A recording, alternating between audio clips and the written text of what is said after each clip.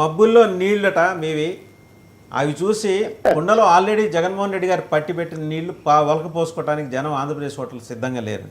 సరే ఆ మాట అడిగిస్తే ఇంతగా 54 పేర్లు 8 మంది ఎంపీ పేర్లు మీరైనా లీక్ చేసింది, మీరు లీక్ చేయడంలో సిద్ధస్తులు కదా టీడీపీ. అజాద్ గారు, మొదట మీకు అలాగే 99 టీవీ ప్రేక్షకులకి, అనలిస్ట్ ప్రసాద్ గారికి, అంకారావు గారికి, అలాగే వైఎస్ఆర్సీపీ నేత శ్రీనివాస్ రెడ్డి గారికి, నా తరపున తెలుగుదేశం పార్టీ కూడా మొదటి నమస్కారాలు.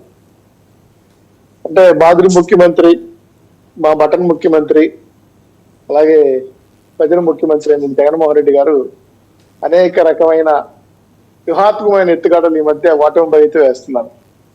Telugu Desam party Janasena joint action committee ఇస్తే లిస్టు అధికారితం అవుతుంది. ఆ తర్వాత ఎవరైనా లిస్టులు పెట్టుకున్నా, ఎవరైనా లిస్టులు ఇచ్చినా అవేవి మాకు సంబంధం లేదు, ఎవరు లీక్ ఇవ్వలేదు. అయితే మీ చర్చ అయితే ఎక్కడో నిప్పులేందే పొగరాదు కాబట్టి ఎవడో చుట్టారని ఆలోచనతో మీరు పెట్టారు. ఏదేమైనా సరే తెలుగుదేశం పార్టీ జనసేన మధ్యలో సీట్లు ఒప్పందం అయితే ఆల్మోస్ట్ ఆల్ నాకు తెలిసినంత వరకు ఫైనలైజ్ అయిపోయింది.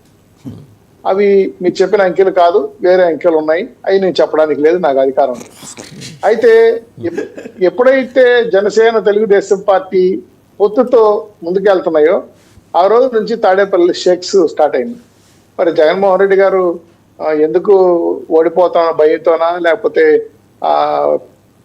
గత ఎలక్షన్స్ అంటే తమిళనాడు తెలంగాణ ఉన్నటువంటి కర్ణాటక ఎలక్షన్ అనుభవాలు తీసుకొని ఏమైనా ఈ అభ్యర్థులు మారుస్తున్నాడా, నా కటౌటే గెలుస్తుంది, నేనే ఓటేయాలి, నేనే సర్వాంతర్యామి, నేనే శాసన అధ్యక్షుడు అని చెప్పిన జగన్మోహన్ రెడ్డి గారు ఈ రోజు ఏంటి ఎమ్మెల్యేల పైన పట్టు కోల్పోతున్నాడా, లేదంటే పార్టీ ఆయన పట్టు ఆయన కోల్పోవటం ఇవన్నీ పక్కన పెడితే మీరు పుట్టినప్పటి నుంచి ఒక 40 సీట్లు గెలవలేదంటగా, అవిను ఇంకో 20 కలిపి జనసేనకి ఇస్తారంట.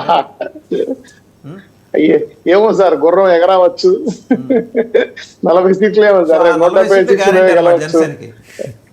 మాకున్న ఆలోచన ఏంటంటే వైనాట్ పులివేంద్ర, మేము 45 కాదు సార్, 175 సీట్లు పూర్తిగా గెలుస్తున్నాం జనసేన తెలుగుదేశం పార్టీ. అందులో మాకు ఎటువంటి అనుమానాలు లేవు.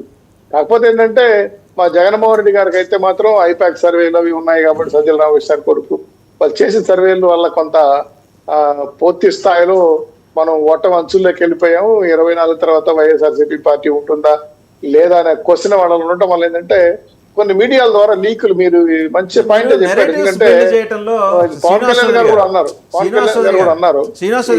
ఒక మౌలికమైన తేడా చెప్తా, ఒక మౌలికమైన తేడా. టీడీపీ ఏంటంటే టీడీపీకి ఒక నాలెడ్జ్ సెంటర్ ఉంది, పటిష్టమైన మంచి మేధో సంపత్తి ఉన్న ఒక 400-500 మంది దాంట్లో పనిచేస్తుంటారు. వాళ్ళు మంచి నెరేటివ్స్ బిల్డ్ చేస్తారు, మీకు ఒక 500-600 ప్లాట్ఫామ్స్ ఉన్నాయి, ఇవి వెళ్ళిపోతుంటాయి. వైఎస్ఆర్సీపీకి ఏంటంటే శ్రీనివాస్ రెడ్డి గారికి కోపం వస్తుంది అంటే, కానీ వైఎస్ఆర్సీపీ కొంచెం మోటుగా వెళ్తుంటుంది, వాళ్ళకి ఇంత ఇంటలెక్చువల్ వర్క్ ఉండదు. అప్పటికి ఆ రోజుకి ఆ టైంకి ఏదనిపిస్తే అది చెప్పేస్తారు. అందువల్ల మీతో వాళ్ళు కంపీట్ చేయలేకపోతుంది. నెరేటివ్స్ బిల్డింగ్లో మీరే పార్టీ పుట్టినప్పటి నుంచి ఇప్పటి వరకు ఆ మాటకు వస్తే బీజేపీ కన్నా మీకే ఎక్కువ మార్కులు పడతాయి, అవునా కదా?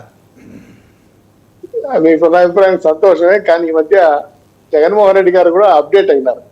ఎలా అయ్యారంటే ఇటువంటి లీకుల ద్వారా ఎదుటి పార్టీల యొక్క సంబంధాలు చెడగొడితే వాళ్ళిద్దరి మధ్య ఐక్యత దెబ్బతీస్తే అసలు సంబంధం రాజకీయ పార్టీలో రాజకీయం చేస్తాయి కాబట్టి ఏదో రకంగా బురదలటం తప్పేం కాదు, అది రాజకీయ పార్టీకే వాళ్ళు గెలవాలనే ఉద్దేశంతో చేసే ప్రయత్నాలు. అయితే ఇక్కడ 175 గెలుస్తారన్న జగన్మోహన్ రెడ్డి గారు ఈ మధ్య కాలం అట్లా ఏంద్రా పులివేంద్రలో నా పరిస్థితి, నా సర్పంచ్లే రాజీనామా చేరిపోతున్నారు. 2 మీరు గమనించారు లేదు, ఈ రాష్ట్రంలో 84,22,000 మంది పై చిలుపు వివిధ రకాల ఎంప్లాయీస్ ఉన్నారు. అది 10 లక్షల మంది 12 లక్షల మంది ఇంచుమించు ప్రభుత్వ ఉద్యోగులు, అసంఘటిత కార్మికులు, అలాగే ఆశా వర్కర్లు, గోపాల మిత్రులు, అలాగే అంగన్వాడీ కేంద్రాలు, టీచర్స్, అనేక రకమైన అన్ని చూస్తే అన్ని రకాల అసంఘటిత కార్మికులు ప్లస్ ఎంప్లాయీస్ తీసుకుంటే ఒక 84 లక్షల మంది అవుతారు. వీళ్ళకి ఇంటికి 3 ఓట్లు వేసుకున్నా కూడా మీరు లెక్కేసుకుంటే దాదాపు 3,40,00,000 పైచిలకు అవుతాయి. మరి వీళ్ళందరూ ఈ ప్రభుత్వానికి ఓట్లు వేస్తారనే విషయాన్ని వైఎస్ఆర్సీపీ నాయకులు చెప్పాలి. ఎందుకంటే నాకు తెలిసి ఏ ఒక్కరు ఓట్లేదు. ఇంటికి 3 ఓట్లు వేసుకుంటే 3,81,00,000 అంతేనా? అంతే కదా సార్, 3,40,00,000 కాదు. ఆంధ్రప్రదేశ్ జనాభా 5 కోట్లు, అందులో 3,81,000 ఓట్లు, అది సరే 3,81,00,000 ఓట్లు అసంఘటిత రంగ కార్మికులు అయితే జనాభాలో ఉన్నంత అసైన్డ్ కాదు. 90% అందరివి సార్, అందరివి. అంటే నేను చెప్పడం ఏంటంటే మీరు ఎంప్లాయీస్ అని చెప్పట్లేదు. ఎంప్లాయీస్ అన్ని కలిపి 80 లక్షలు 64 లక్షలు అయితే ఓకే 82 లక్షలు అయితే సారీ, మిగిలిన వాళ్ళ కుటుంబ సభ్యుల గురించి మాట్లాడారు. మీరు ఒక్కొక్క కుటుంబానికి కోట్ల 3 వేసుకున్నా గురించి కూడా ఓకే. ఇంచుమించు 3 కోట్లు దాటి వెళ్ళిపోతుంది కదా. సగం అయిపోయినా కూడా, అందులో సగం అయిపోయినా కూడా జస్ట్ నాకు తెలిసి మీరు నేమ్స్ ప్రకటించేసి అభ్యర్థుల నేమ్స్ ప్రకటించి నామినేషన్ వేసి ఇంట్లో కూర్చుంటే మీరు గెలిచేస్తారు, మీరు జనసేన. డైరెక్ట్గా వెళ్ళి అసెంబ్లీలో మేము కూర్చొని ఒకటి అనుకోవడం లేదు సార్, మేము ఒకటి అనుకోవడం లేదు సార్, మేము ఒకటి అనుకోవడం లేదు. ప్రభుత్వం మీద ఇంత వ్యతిరేకత ఉందని చెప్పడానికి ప్రయత్నం చేస్తున్నాం. అయితే జనసేన తెలుగుదేశం పార్టీ ఖచ్చితంగా ఇప్పటికీ జాయింట్ యాక్షన్ కమిటీలో వెళ్తున్నాం, ప్రజలు అభ్యర్థిస్తున్నాం, ప్రజలు ఆశీర్వదిస్తున్నారు. 100కి 175 సీట్లు 100% కొడుతున్నాం. మాకు అనుమానం, మాకున్న అనుమానాలు ఏమి లేవు సార్. అయితే ఈ ప్రతిఫలాలు ఇచ్చాము, సంక్షేమం ఇచ్చాము, లబ్ధి ఇచ్చాము, అభివృద్ధి ఇచ్చామని చెప్తున్న వైఎస్ఆర్సీపీ పార్టీ ఎమ్మెల్యేలకు ఇవ్వకుండా ఎవరికి ఇచ్చారు? ఇప్పుడు పార్టీ ఎమ్మెల్యేల ద్వారా ప్రజలకు ఇచ్చుంటే ఎమ్మెల్యేలకు మంచి పేరు ఇచ్చి ఉంటుంది, మార్చాల్సిన అవసరం లేదు కదా. ఇప్పుడు మా మీద మీరు 40-50 మంది వాళ్ళకి ఇస్తున్నాం వీళ్ళకి ఇస్తామని చెప్తున్నారు కదా. మరి జగన్మోహన్ రెడ్డి గారి యొక్క పరిపాలన బాగలేకనే కదా ఈ విధంగా వ్యతిరేకత వచ్చింది. అది గుర్తించకుండా జనసేన పార్టీని బదనాం చేయడానికో తెలుగుదేశం పార్టీకి బురద పోయడానికో చేసే ప్రయత్నాలు అనేవి సత్ఫలితాలు లేవు నా ఉద్దేశం. 4 సంవత్సరాలు 7 నెలలు ఏం డెవలప్మెంట్ చేశారు, శాతపత్రం చేసి ఫలాన్ని మీ ప్రజలకు వేసామని చెప్పి వాళ్ళు అన్నారు. మేము ప్రతి ఫలం మా కుటుంబానికి చేరితే తప్ప మేము ఓటు ఇవ్వమని అడగము, చేరుంటేనే మాకు ఓటు అని అన్నారు. చేరలేదు మా హాప్రభు అని చెప్తున్నాం. ఏ రకమైన మళ్ళీ వస్తాం మీ దగ్గరికి, మళ్ళీ వస్తాం. ఒకసారి కేఎస్ ప్రసాద్ గారి దగ్గరికి వెళ్ళాం. కేఎస్ ప్రసాద్ గారు ఇప్పుడు వారు చెప్పిన లెక్క ప్రకారం అంటే టీడీపీ జనసేన 70 స్థానాలు గెలిచేస్తున్నాయి.